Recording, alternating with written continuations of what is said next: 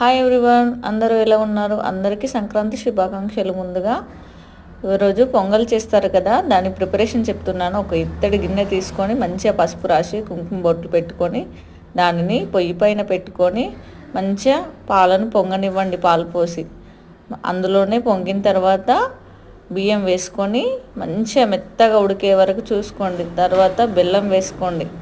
మంచిగా కలిసిన తర్వాత మళ్ళీ కొన్ని పాలు పోసుకోండి. పాలు పోసుకున్న తర్వాత ఇలాచి కొబ్బరి రెండు మెత్తగా పొడి చేసి వేసుకోండి.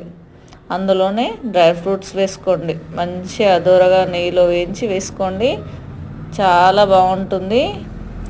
ఆ శివయ్యకి, ఆ అమ్మవారికి అందరికీ కూడా నైవేద్యం చూపించండి. అందరూ ఎల్లవేళలా హ్యాపీగా ఉండాలని కోరుతూ వన్స్ అగైన్ హ్యాపీ సంక్రాంతి శుభాకాంక్షలు. Thank you everyone.